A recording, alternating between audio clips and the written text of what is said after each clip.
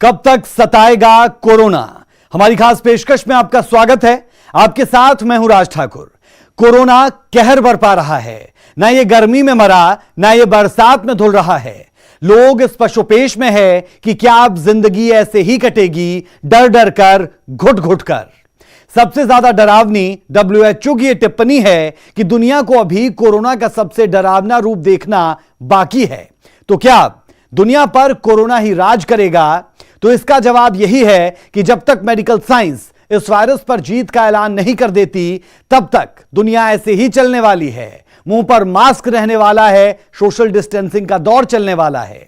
जिस तरह अमिताभ बच्चन जैसे बड़े स्टार कोरोना की चपेट में आ गए, वो भी तमाम एहतियात बरतते हुए, उससे पता चलता है कि कोरोना अब आपको छोटी सी गलती का मौका भी नहीं देने वाला। लेकिन ऐसा नहीं है कि इंसान की कोशिशें कमजोर पड़ गई हो। कोरोना के बढ़ते हमलों के बीच इसके खात्मे की कोशिशों ने भी उतनी ही रफ्तार पकड़ रखी है जितनी रफ्तार कोरोना की।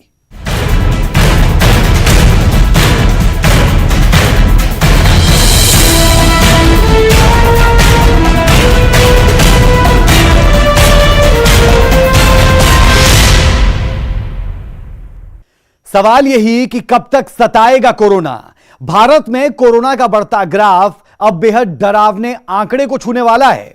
अब तक के जारी आंकड़ों के मुताबिक देश में कोरोना मरीजों की संख्या 10 लाख तक पहुंचने वाली है और करीब 25,000 लोग इस जानलेवा बीमारी की वजह से अपनी जान गंवा चुके हैं। लेकिन इससे भी ज्यादा डरावनी बात यह कि इस महामारी से लोगों की जान बचाते हुए 99 डॉक्टर्स ने भी अपनी जान गंवा दी है।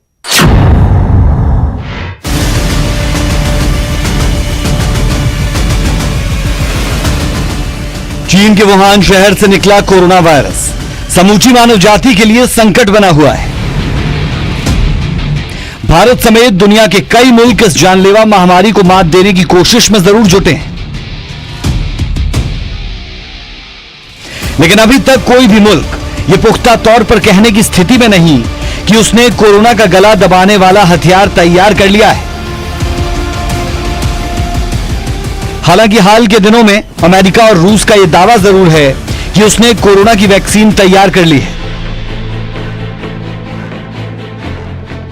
यह वैक्सीन आम लोगों के इस्तेमाल में कब आएगी, अभी कहना जल्दबाजी होगा।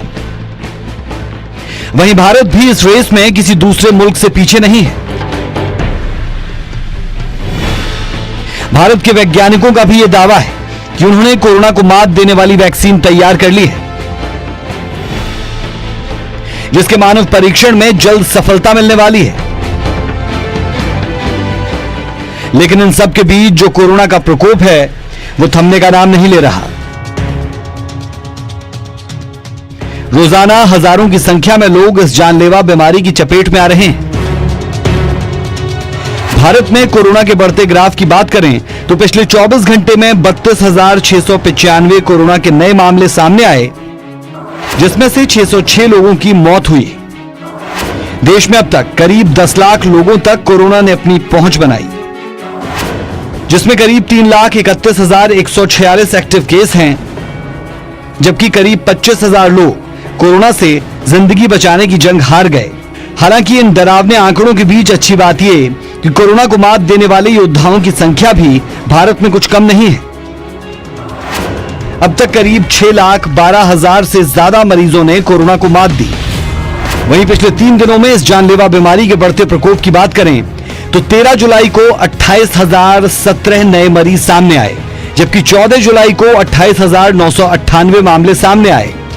तो वहीं 15 जुलाई को 32,614 नए मामले सामने आए और यह अब तक का सबसे बड़ा विस्फोट है। कोरोना का कहर सिर्फ आम लोगों की जिंदगी पर ही भारी नहीं पड़ रहा, बल्कि इस मुश्किल समय में दूसरों की जान बचाने वाले डॉक्टर्स भी इसकी जद में आए हैं। Indian council of medical research के मुताबिक अब तक 99 डॉक्टर्स ने अपनी जान गंवाई, जबकि कुल 1,302 डॉक्टर कोरोना संक्रमित हुए। डॉक्टर्स में बढ़ते कोरोना के इस खतरे को देखते हुए स्वास्थ्य विभाग की ओर से एहतियात बरतने के लिए रेड अलर्ट जारी किया गया। कोरोना सिर्फ डॉक्टर्स या आम इंसानों को ही अपनी चपेट में नहीं ले रहा, बल्कि देश भर में हजारों पुलिसकर्मियों तक भी कोरोना ने मार की है। दिल्ली, मुंबई जैसे महानगरों में तो कई पुलिसकर्मी कोरोना संक्रमित होने की वजह से अपनी जान गंवा चुके हैं, जबकि हजारों संक्रमित पुलिसकर्मी अस्पताल में जिंदगी और मौत की जंग लड़ रहे हैं। देश में बढ़ता कोरोना का यह प्रकोप चेतावनी है उन लोगों के लिए जो सरकार की लाख चेतावनियों के बावजूद अभी भी कोरोना को हल्के में लेने की भूल कर रहे हैं। और अगर अभी भी लोग सतर्क नहीं हुए तो आने वाले दिनों में परिणाम कितने भयावह होंगे ये सोचकर भी डर लगता है।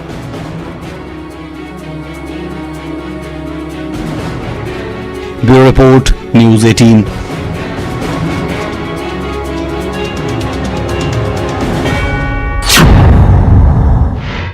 कोरोना के बड़े हॉटस्पॉट्स में तो खतरा इतना ज्यादा है कि घर से बाहर निकलना मौत को दावत देने जैसा है।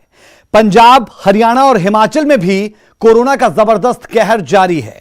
आंकड़े बेहद डरावने हैं। हर दिन कोरोना का बड़ा विस्फोट हो रहा है और खास तौर पर जुलाई महीने में तो कोरोना पूरे चरम पर है।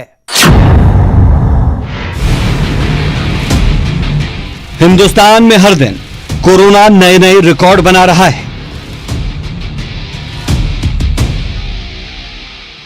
दिन ब दिन ये वायरस बेकाबू हो रहा है और हरियाणा भी उन्हीं राज्यों में शामिल है जहां कोरोना का खतरा लगातार बढ़ता जा रहा है। जून जुलाई में तो कोरोना का हर दिन बड़ा धमाका हुआ। आंकड़ों पर नजर डालें तो 15 मई तक हरियाणा में कोरोना के महज 854 केस सामने आए थे, लेकिन 15 जून आते आते यह आंकड़ा 7,722 तक पहुंच गया, जबकि 15 जुलाई तक कोरोना का यह आंकड़ा 23,306 पर पहुंच चुका है। कोरोना से जो मौतें हुई वो भी डरा देने वाली है। 15 मई तक हरियाणा में मौत का आंकड़ा 13 तक था। 15 जून तक आते आते इस जानलेवा वायरस से 100 लोगों की मौत हुई, लेकिन 15 जुलाई तक मौत का आंकड़ा 319 तक पहुंच गया। उन जिलों पर भी नजर डाल लेते हैं जहां कोरोना हर दिन बड़ा विस्फोट कर रहा है।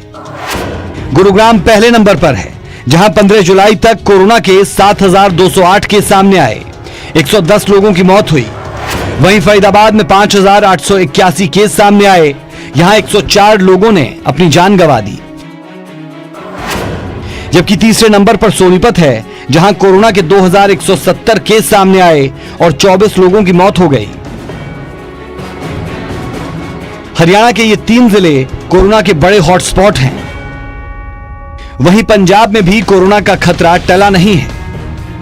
हरियाणा से सटे इस राज्य में भी हर दिन कोरोना के मामले बढ़ते जा रहे हैं। 15 मई तक पंजाब में कोरोना के 1,932 केस सामने आए थे।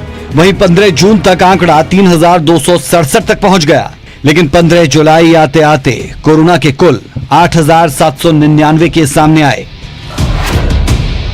मौत के आंकड़े ने भी चिंता बढ़ा दी है। 15 मई तक पंजाब में कोरोना से 32 लोगों की मौत हुई, जबकि 15 जून तक 71 लोगों को अपनी जान गंवानी पड़ी, लेकिन 15 जुलाई आते आते 221 लोगों की कोरोना से मौत हुई। चलिए पंजाब के उन जिलों पर भी नजर डाल लेते हैं जहां कोरोना का सबसे ज्यादा कहर देखने को मिला। इनमें पहले नंबर पर लुधियाना, जहां कोरोना के 1,581 केस सामने आए तो 35 लोगों की मौत हो गई। वहीं जालंधर में कोरोना के 1,437 मामले सामने आए तो 31 लोगों को अपनी जान गंवानी पड़ी। जबकि अमृतसर में 1,131 केस, लेकिन यहां सबसे ज्यादा 59 लोगों की मौत हुई। पंजाब में कोरोना तो इस कदर हावी हो रहा है कि बड़े बड़े अफसर से लेकर खुद कैप्टन सरकार के मंत्री भी इसकी चपेट में आ गए।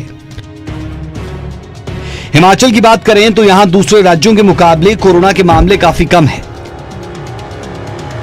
15 जुलाई तक यहां कोरोना के 1,323 केस सामने आए थे, हालांकि 9 लोगों की मौत भी हुई है। सबसे ज्यादा केस कांगड़ा में सामने आए, जहां कोरोना के 314 केस हैं और 2 लोगों ने अपनी जान गंवाई है। वहीं हमीरपुर में 276 केस सामने आए और 3 लोगों की मौत हुई, जबकि सोलन में कोरोना के 259 केस सामने आए हैं, हालांकि यहां किसी की जान नहीं गई।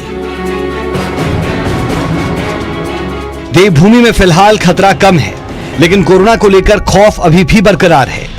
खुली हवा में खुलकर सांस ले सकते, लेकिन कोरोना को लेकर खौफ अभी भी बरकरार है। खुली हवा में खुलकर सांस नहीं ले सकते, मास्क पहने बिना घर से बाहर नहीं निकल सकते।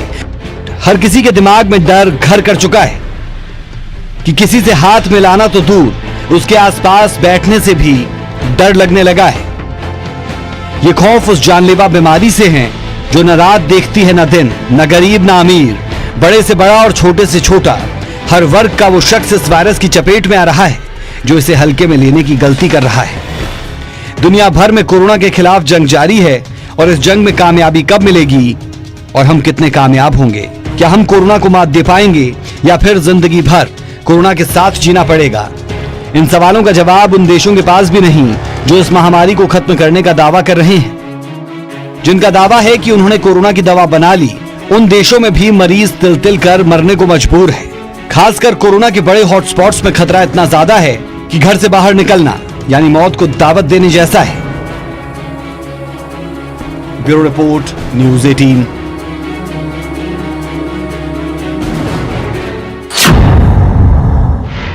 कोरोना का जन्मदाता चीन नहीं चाह रहा कि दुनिया जल्दी से कोरोना मुक्त हो।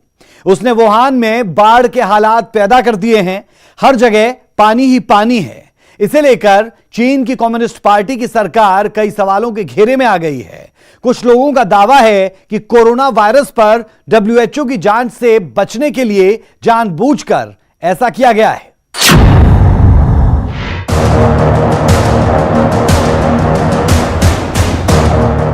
क्या चीन नहीं चाह रहा कि कोरोना वायरस का सच दुनिया के सामने आए, जो उसे लाखों लोगों का हत्यारा बनाकर कानूनी कटघरे में खड़ा कर दे और दुनिया ड्रैगन को अपराधी की नजर से देखे? क्या यह बाढ़ उसी साजिश का नतीजा है? दुनिया भर में कोरोना वायरस का संक्रमण फैलने के बाद अब चीन सैलाब में फंस गया है। 6 दशकों में चीन ने बरसात से इतनी तबाही कभी नहीं देखी।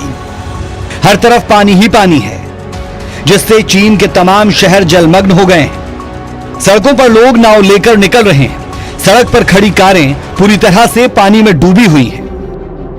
कोहराम मचाने वाली यांगत्से नदी हुबेई प्रांत से होकर गुजरती है। वुहान इसी प्रांत की राजधानी है। वहीं वुहान, जहां से कोरोना महामारी की शुरुआत हुई, लेकिन वुहान में बाढ़ की वजह थ्री गॉर्जेस डैम से पानी छोड़ा जाना है, जिसे लेकर दुनिया को शक है कि यह सैलाब कहीं सोची समझी साजिश का हिस्सा तो नहीं। इस बाढ़ को लेकर चीन की कम्युनिस्ट पार्टी की सरकार कई सवालों के घेरे में है। कुछ सामाजिक कार्यकर्ताओं का दावा है कि कोरोना वायरस पर WHO की जांच से बचने के लिए सरकार ने जानबूझकर डैम से पानी छोड़ा। मानवाधिकार कार्यकर्ता जेनिफर जैंग ने आरोप लगाया कि बारिश से बांध में पानी बढ़ने की वजह से इसके गेट नहीं खोले गए हैं, बल्कि यह सब कोरोना के सबूत मिटाने के लिए हुआ। दरअसल विश्व स्वास्थ्य संगठन के एक्सपर्ट चीन में है और वो वुहान में वायरस फैलाने की जांच करने वाले हैं। चीन पर इस बात के आरोप लगते रहे हैं कि वुहान की वायरोलॉजी लैब से कोरोना वायरस फैला था और फिर उसने इसे रोकने की जगह जानकारी छिपाई। इसीलिए दुनिया को शक है कि इसी जांच में रुकावट डालने या सबूतों को मिटाने के लिए ड्रैगन ने सैलाब वाली साजिश रची है। Bureau report, news 18। लेकिन ऐसा नहीं है कि कोरोना से लड़ते हुए हमारी कोशिशें कमजोर पड़ गई हों।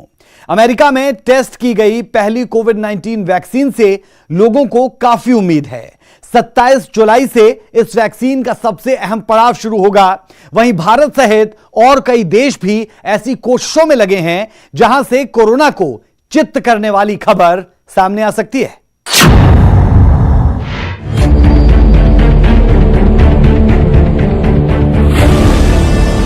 दुनिया भर के वैज्ञानिक, 100 से ज्यादा कंपनियां, मकसद एक, ऐसी वैक्सीन बनाना कि कोरोना का नामो निशान मिट जाए।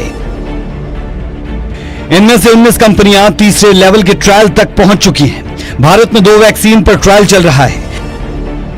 यह ट्रायल बंदर और खरगोशों पर सफल रहा और अब इसका ट्रायल इंसानों पर भी शुरू हो चुका है। लेकिन उससे भी पहले विश्व की 2 अग्रणी कंपनियां बिल्कुल फाइनल स्टेज में कदम रख चुकी हैं। ब्रिटेन की ऑक्सफोर्ड यूनिवर्सिटी की कोविड-19 वैक्सीन का पहला ह्यूमन ट्रायल सफल हो गया। ऑक्सफोर्ड यूनिवर्सिटी के वैज्ञानिक वैक्सीन के पूरी तरह से सफल होने को लेकर आश्वस्त हैं। उन्हें भरोसा है कि सितंबर 2020 तक यह वैक्सीन लोगों को उपलब्ध करवा दी जाएगी। इस वैक्सीन का उत्पादन एस्ट्राजेनेका करेगी। वहीं भारतीय company serum institute of India भी इस परियोजना में शामिल है। वहीं भारत, रूस, इजराइल, अमेरिका के वैज्ञानिकों में भी यह जंग छिड़ी है कि कौन पहले कोरोना को पस्त करने वाला टीका बनाएगा। अमेरिका में टेस्ट की गई पहली कोविड-19 वैक्सीन से लोगों के इम्यून को वैसा ही फायदा पहुंचा जैसा कि वैज्ञानिकों ने उम्मीद की थी। नेशनल इंस्टीट्यूट्स ऑफ हेल्थ और मॉडर्ना इंक में डॉक्टर पाउची की टीम ने इस वैक्सीन को विकसित किया है। 27 जुलाई से इस वैक्सीन का सबसे अहम पड़ाव शुरू होगा, जब 30,000 लोगों पर इसका परीक्षण किया जाएगा। मंगलवार को 45 लोगों पर किए गए टेस्ट में वॉलंटियर्स के शरीर में न्यूट्रलाइजिंग एंटीबॉडी विकसित हुई है। यह एंटीबॉडी इंफेक्शन को रोकने के लिए अहम होती है। रिसर्च टीम ने new England journal of medicine में लिखा है कि वैक्सीन लेने वाले वॉलंटियर्स के रक्त में उतने ही एंटीबॉडी मिले हैं जितने कोविड-19 से ठीक हुए मरीजों के शरीर में मिलते हैं। सरकार को उम्मीद है कि साल के अंत तक इसका ट्रायल पूरा कर लिया जाएगा। इसके अलावा रूस और इजराइल में भी कोरोना वायरस की वैक्सीन पर तेजी से काम हो रहा है। ऐसे में सबसे बड़ा सवाल, आखिर कोरोना की वैक्सीन बन कैसे रही है? इसमें इतना समय लग क्यों रहा है? आखिर वैक्सीन बनाने के लिए वैज्ञानिक क्या क्या करते हैं? वैक्सीन बनाने की शुरुआत जानवरों से होती है। वैज्ञानिक चूहों या बंदरों को पहले वैक्सीन देते हैं। इसमें सफल होने के बाद आगे का काम शुरू होता है, जिसे फेज 1 सेफ्टी ट्रायल कहते हैं। पहला चरण, कुछ लोगों के समूह को कम मात्रा में वैक्सीन की खुराक दी जाती है। इसमें कई दिन या महीने लग सकते हैं। परीक्षण के लिए अक्सर 18 से 55 साल तक के व्यक्तियों को ही चुना जाता है और साथ ही यह भी देखा जाता है कि वो किसी बीमारी से पीड़ित न हो। दूसरा चरण, वैज्ञानिक 100 लोगों के समूह को वैक्सीन की खुराक देते हैं। इसमें बच्चे और बुजुर्ग भी शामिल हो सकते हैं। ऐसा यह देखने के लिए किया जाता है कि कहीं वैक्सीन का असर उसमें अलग अलग तो नहीं हो रहा। तीसरा और आखिरी चरण, वैज्ञानिक हजारों लोगों को वैक्सीन देते हैं और इंतजार करते हैं कि उनमें से कोई संक्रमित होता है या नहीं। यही परीक्षण निर्धारित करते हैं कि टीका वायरस से बचाता है या नहीं। अगर सब कुछ ठीक रहा तो यह ऐलान कर दिया जाता है कि वैक्सीन का सफलतापूर्वक परीक्षण हो चुका है। जब तीसरे चरण का टीका सफल हो जाता है, उसके बाद हर देश में उसके परिणामों की समीक्षा की जाती है। फिर यह तय किया जाता है कि वैक्सीन को मंजूरी दी जाए या नहीं। जब एक बार मंजूरी मिल जाती है, उसके बाद बड़ी मात्रा में वैक्सीन बनाने का काम शुरू हो जाता है ताकि सभी के लिए वो उपलब्ध हो सके। Bureau report, news 18।